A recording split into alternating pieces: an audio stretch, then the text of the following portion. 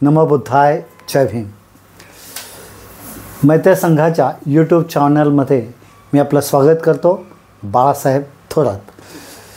तर आज आपण विषय घेत आहोत वर्षावास. वर्षावास काय आहे? वर्षावासाबद्दल साधारणपणे लोकांमध्ये अगदी सुरुवातीला आम्ही बघितलं की गैरसमज फार होत आहे की वर्षावास हा फक्त भिक्खूंसाठी असतो. तसा प्रतिवादसुद्धा केला गेला.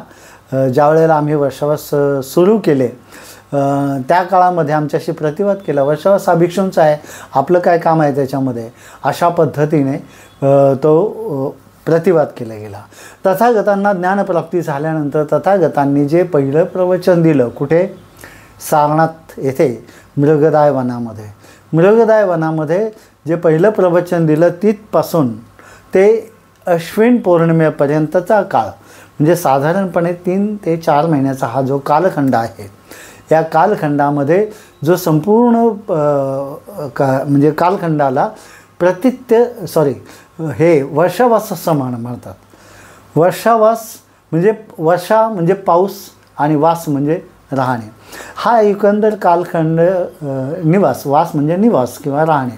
तर वर्षावास म्हणजे पावसाचा काळ, पावसाच्या काळातले राहणे किंवा पावसाच्या काळातला निवास, किंवा आपण कशा पद्धतीने राहतो पावसामध्ये, अशा पद्धतीने त्या वर्षावासाचा अर्थ आहे. हा काळ जरी तुम्हाला 4 महिन्याचा असल्यामुळे काय कधी 3 महिने 4 महिने असा याच्यामध्ये तो संपतो, तर त्या 4 महिन्यामध्ये त्याला चातुर्मास असंही म्हटलेलं आहे. म्हणजे पाली वाङ्मयामध्ये त्याचा तसाही उल्लेख आहे की चातुर्मास. आणि जो हिंदू समाज आहे विद्यमान, त्यांच्याकडेही चातुर्मास हा साजरा केला जातो. जैन लोकसुद्धा चातुर्मास त्याच पद्धतीने साजरा करतात, पण त्याच्यामध्ये बराचसा बदल करण्यात आलेला आहे. मात्र बौद्ध परंपरेमध्ये नेमकं काय आहे, तर याच्यामध्ये काही ठिकाणी असे बोललं जातं की भिक्षूंना पावसाळ्यामध्ये चालताना पावसाचा त्रास व्हायचा, नदी नाले भरलेले असायचे किंवा ते शेतातून जायचे. मग शेतकऱ्यांनी तक्रार केली की तथागतांकडे की बघा हे आमच्या रस्त्यात शेतं तुडवली जातात भिक्षू संघाकडून. त्यामुळे तथागतांनी एकाच ठिकाणी राहण्याचा आदेश दिला. हे असं वस्तुता नाही आहे. हा वर्षावासाचा काळ भिक्षू संघाला कोणत्या तरी एका गावामध्ये निवास करून एखादा विषय त्या गावातील लोकांना, त्या विभागातील लोकांना, त्या वस्तीतील लोकांना एखादा विषय व्यवस्थित समजावणे, 4 महिने कंटिन्यू सातत्यपूर्ण रीतीने एखादा विषय समजावणे, असा त्यासाठी तो एक नियम होता. वर्षावासाच्या काळात भिक्षू संघाला एक नियमसुद्धा आहे की ज्या वेळेला तुम्ही तिथे वर्षावास करत असाल तर 4 महिन्यामध्ये तुम्ही तुमची हद्द ओलांडू शकत नाही. एखाद्या गावाची हद्द तुम्ही ठरवली की ह्या हद्दीमध्ये मी वर्षावासासाठी मुक्काम करणार आहे किंवा थांबणार आहे. मग कोणताही विषय असेल त्यावेळेला, अभिधम्म असेल, विनयपिटक असेल, विनयपिटकातील समजा एखादा वेगळा चॅप्टर असेल, किंवा सुत्त पिटकातील संयुक्त निकाय, मध्यम निकाय, अंगुत्तर निकाय, हे यातल्या कोणताही विभाग किंवा आत्ताच्या काळामध्ये तुम्हाला नॉन कॅनॉनिकल सुद्धा ग्रंथ बरेचसे आहेत, तसे कोणताही ग्रंथाचं या काळामध्ये वाचन, पठन आणि चिंतन मनन व्यवस्थित होऊन तो ग्रंथ पूर्णपणे आत्मसात करणे जास्तीत जास्त लोकांनी, यासाठी या वर्षावासाची खऱ्या अर्थाने निर्मिती झालेली आहे. नव्हे, हा बौद्ध संस्कार आहे. हे बौद्ध संस्कृतीतलं अतिशय महत्त्वाचं लेणं आहे. आपण या विषयाकडे अतिशय गांभीर्याने बघितलं पाहिजे की वर्षावासाच्या काळामध्ये आपण सर्वांनी विहारामध्ये जमणं, त्याचं पूर्वनियोजन करणं. म्हणजे समजा आषाढ पौर्णिमेपासून वर्षावास सुरू होत आहे तर त्याच्या आधीच बैठक घेऊन वस्तीमध्ये त्याचं व्यवस्थित नियोजन करणे, कोणत्या भंतेंना बोलवायचं आहे, त्यांच्याकडून कोणता विषय समजावून घ्यायचा आहे, किंवा समजा भंते उपलब्ध नाहीत तर कोणता ग्रंथ आपण इथे वाचणार आहोत, तो ग्रंथ कोण कोण वाचणार आहेत, त्याचं निरूपण कोण कोण करू शकतील, या सर्व गोष्टींचं नियोजन, त्या काळातली पाळण्यात येणारी शिस्त, या सर्वांचं व्यवस्थित नियोजन करून त्याची वेळ ठरवणं आणि ह्या वर्षावसाचा हा जो काही कार्यक्रम आहे हा जास्तीत जास्त 1.5 ते 2 तासामध्ये संपला पाहिजे. कमीत कमी अगदी 1 तासामध्ये संपलं तरी फार उत्तम. कारण आताचं जे आपलं जीवन आहे हे धावपळीचं आहे. लोकांचे जे काम असतं, ऑफिस असतं, कार्यालयीन कर्तव्य असतात, ही कशी असतात की त्यांना निश्चित वेळ नाही. कधीकधी डे ड्युटी, नाईट ड्युटी अशा शिफ्ट पण असतात. त्या लोकांनाही लाभ होईल अशा पद्धतीने वसाहतीमध्ये या आपल्या विहारात याचं नियोजन केलं पाहिजे. या नियोजनामध्ये त्याचं टाईम टेबल, तो ग्रंथ कोण वाचणार आहे किंवा त्या विषयावर कोण प्रवचन देणार आहे याचं अगोदरच आधी पूर्णपणे तयारी करून याची व्यवस्थित मांडणी केली पाहिजे.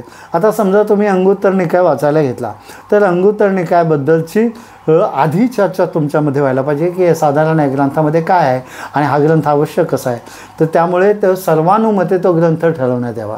म्हणजे एकाच व्यक्तीने तो ग्रंथ ठरवला आहे आणि परत दुसरा माणूस म्हणतो काय नाही मला हा ग्रंथ ऐकायचाच नव्हता, असं होता कामा नये.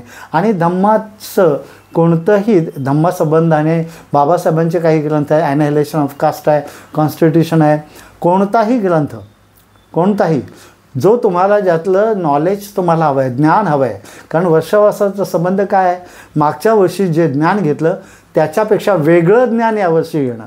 म्हणजे 8वीतून मुलगा 9वीत गेला, तो कधी जातो, याच काळात जातो. त्याची नवीन ज्ञान घेण्याचा काळ याच काळात सुरू होतो.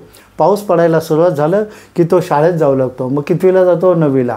मग त्याला नवीन पुस्तकं घेणं, नवीन ड्रेस घेणं वगैरे वगैरे कामं आपण ज्या पद्धतीने करतो अगदी त्याचप्रमाणे वरिष्ठ मंडळींनीसुद्धा या वर्षावसाच्या काळात धम्म शिकण्यासाठी अशी पूर्वतयारी करून अगदी सुनियोजितपणे वर्षावसाचा हा संपूर्ण कालखंड आपला एक चांगल्या सणाप्रमाणे, ज्ञान देण्या घेण्याचा सण असल्याप्रमाणे, ज्ञानाचा सण असल्याप्रमाणे हा कालखंड संपन्न केला पाहिजे, साजरा केला पाहिजे. त्याचं जे काही महत्त्व आहे ते आपल्या तरुणांमध्ये रुजलं पाहिजे. त्यांनासुद्धा इच्छा झाली पाहिजे, लहान मुलांना इच्छा झाली पाहिजे जे नुकतेच वाचायला शिकलेत की ग्रंथातल्या 4 ओळी तरी मी वाचेल, 10 ओळी तरी मी वाचेल, त्याचा अर्थ दुसरा सांगणारा सांगेल. पण त्या ग्रंथांबद्दलचं आकर्षण तुम्हाला मुलांमध्ये निर्माण करायचं असेल तर लहान मुलांनासुद्धा तिथे ग्रंथ वाचनासाठी तुम्ही बसू शकता की ज्यांना किमान वाचता येते. आता 7 वर्षाचा मुलगा झालेला आहे, त्याला एखादा शब्द चांगला वाचता येतो, एखादी लाईन चांगली वाचता येते. अशा पद्धतीने लहान मुलांना आणि तरुणांना या सर्वांना याच्यामध्ये सहभाग अशा पद्धतीने द्या की त्यांना वाचायलाही शिकवा, त्यांना ते म्हणजे त्याचं निरूपणही करायला शिकवा. त्याच्यातला जो सुरुवातीला वंदनेचा भाग आहे त्या वंदनेमध्ये त्यांना सहभाग करून द्या. त्याचं कार्यक्रमाचं सूत्रसंचालन करायची सवय लावून द्या. परत पूजास्थान नियमितपणे सजवण्यासाठी त्या मुलांना मुलींना संधी द्या. अशा पद्धतीने सर्व लोकांना या कार्यक्रमामध्ये जर आपण सहभागी करून घेण्याचा, कारण काही ठराविक लोक काही ठिकाणी काम करतात आणि इतर माणसं फक्त बघायची भूमिका घेतात किंवा ऐकायचं, त्यांना काय मध्ये इंटरफेअर करायला चान्स नसतो. पण असं हे चुकीचं आहे. अशा पद्धतीने होता कामा नये. आणि काही ठिकाणी तर काय फक्त मी बघितलं असं फक्त वर्षावास समाप्तीचा कार्यक्रम करतात, वर्गण्या काढायच्या आणि त्या एका दिवसात उधळायच्या. हे जयंतीला करतो आणि वर्षावासाच्या शेवटी पण केलं जातं. हा अतिशय म्हणजे समाजद्रोही काम आहे हे, की संपूर्ण वर्षावासात काहीच काम केलं नाही. आम्ही स्वतः ह्या गोष्टी बघितलेल्या आहेत की वर्षावासाच्या शेवटी वर्गण्या काढायच्या. लोक वर्षावास हा शब्द ऐकून असतात, तिथं वर्षावास करायचा नाही आणि शेवटच्या काळात म्हणजे 8-10 दिवसात वर्गण्या काढायचा, एक मोठा इव्हेंट करायचा आणि हे काय तर वर्षावास समाप्ती. अरे हे काय आहे? हा तर मोठा अपमान आहे चळवळीचा. धम्म चळवळीचा अपमान आहे, वर्षावासाचा अपमान आहे. तुम्हाला करायचा नसेल करू नका, पण अशा अपमानास्पद कृती करू नका. हे तुमच्या म्हणजे काय आळशीपणाचं लक्षण आहे आणि चळवळ सडवण्याचं लक्षण आहे. तुम्ही प्रत्यक्ष 4 महिन्यात काम केलं असेल तरच तुम्ही वर्षावास समाप्तीचा कार्यक्रम घेऊ शकता. म्हणून जास्तीत जास्त लोकांना, स्त्रिया पुरुष या सर्वांना एकत्र बसून हा कार्यक्रम तुम्ही कंटिन्यू 4 महिने व्यवस्थित संपन्न करावा अशी या ठिकाणी विनंती करतो. आणि आपण या मैत्री संघाच्या आमच्या यूट्यूब चॅनलला सबस्क्राईब करा, लाईक करा अशी या ठिकाणी विनंती करून सर्वांना धन्यवाद देतो. नमो बुद्धाय. जय भीम.